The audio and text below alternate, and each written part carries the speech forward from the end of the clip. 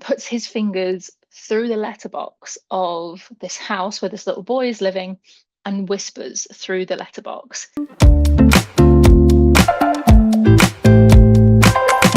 Hello Tandem fandom, welcome back to the Tandem YouTube channel and welcome back to another video from me. I am Lex, the crime and thriller correspondent, and I have one of my favorite types of videos for you today. I have a 5 in 5 recommendations video for you on thrillers that go bump in the night. Now it's October, we're leaning in a little bit to spooky season, and let me tell you, it's a little bit tricky for people who read dark books all year round to suddenly come up with something even darker to read in October. So some of these recommendations have been crowdsourced from the team, and others come from my personal favorite list of books that you should be reading this month to give your reading a little bit of that creepy, crawly, spooky edge, but definitely safely within the comfort zone of crime, thriller, horror. So let's kick it off. The first book on our list is The Only One Left by Riley Sager. Now, this was tricky. I knew that Riley Sager was going to appear on this list, but I wasn't sure which title was going to feature. It was either going to be The Only One Left or The Middle of the Night, The Middle of the Night being the more recent one. The reason that I chose The Only One Left is because it feels like pure 80s horror. It's a little bit like hammed up, but essentially we are following the story of an older woman who has been rumored to have killed her entire family. And she is now being cared for by a new carer who is rumored to have killed her former patient. So when these two get together and the patient decides that she wants to write her life story and let everybody know what really happened, it is a twisty, turny, back and forth mess of absolute brilliance. And the reason I'm recommending this book now, specifically for October and specifically to read under the covers with a torch, is that it is full of those moments where you see something move out of the corner of your eye, but did you? You see something move in the shadows, but did you? You hear somebody walk across the floorboards, but did you? It's so good. And in the end, it is a roller coaster. So this is one of Riley Sager's best, in my opinion. If you're looking for a Riley Sager recommendation for October, it's got to be this one. Book 2 on my list for thrillers that go bump in the night has to be The Whisper Man by Alex North. I knew I was going to pick The Whisper Man as soon as I knew what we were going to film for our YouTube video this month, because there is one particular scene in this book where the Whisper Man, which is a psychological, is it real, isn't it real concept, puts his fingers through the letterbox of this house where this little boy is living and whispers through the letterbox.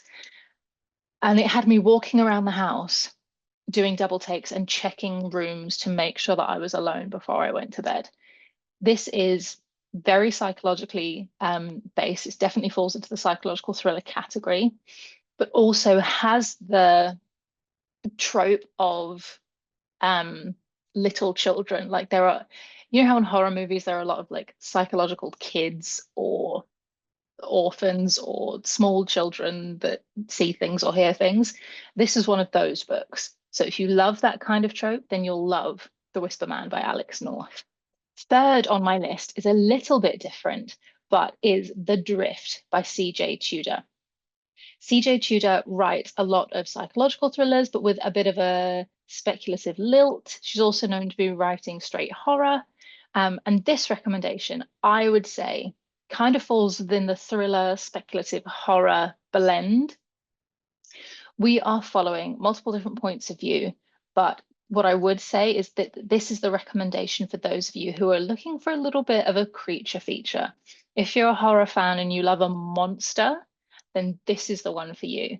I can't quite tell you about this one without giving too much away, but all I can say is that it's a huge recommendation from me. And if you like a little bit of speculative creature feature horror, then this is the one for you. My fourth recommendation on this list is The Survivors by Caroline Mitchell, which actually isn't out yet. This book comes out in the first week of December and is published by Amazon. We will actually be running a read along for this book. So if you like the sound of it and you want to be involved, then drop us a comment below or find my email address in the description and I can hook you up. The reason that I'm recommending this book for thrillers that go bump in the night is that we all know, I believe, that thrillers should be read all year. And if they make you go bump in the night, even better. This book is set on a very misty hill in Ireland, in a very particular house with a very particular set of families who live in and out of the house. And we spend a lot of time going, wait, who's who? What? Are you that person? But wait, hang on.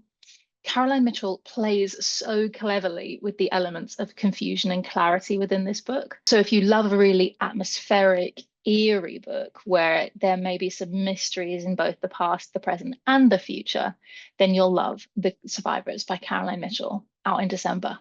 And my final full recommendation on my 5 in 5 thrillers that go bump in the night has to be Looking Glass Sound by Catriona Ward. This book is a decades-long mystery. So if you love a narrative that hops back and forth and gives you snippets of what's been passed before, then you'll love this one. It also really plays with the eeriness and definitely that trope of the uncanny. If you love the uncanny, then you're going to love this book. It is also a book about books. So if you're looking to kind of further the bookish obsession, this would be a great shout.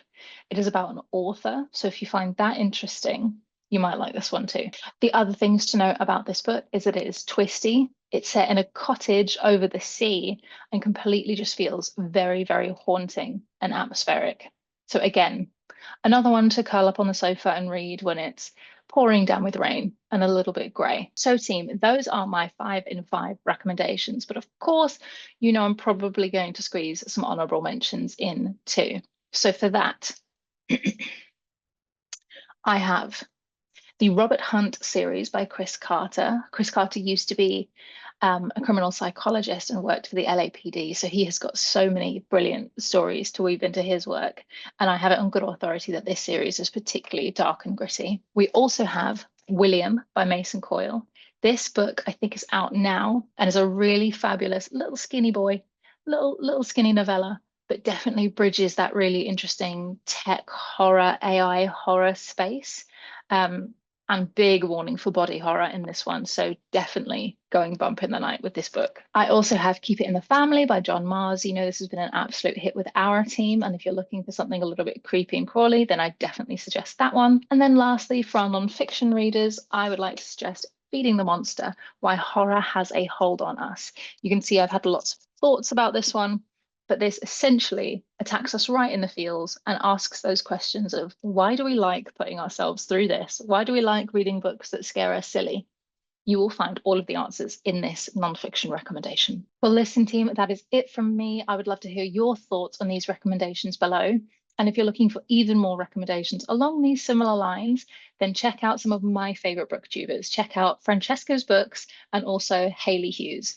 Their October reading lists are always going to be ones that I'm keen to see, so go and check those out. Alternatively, you can keep an eye on our Instagram and TikTok for more recommendations, and don't forget to follow our newsletter, which you can find in the description below, for all of those upcoming content opportunities and bookish projects. With that, I'll see you super soon. Bye, team.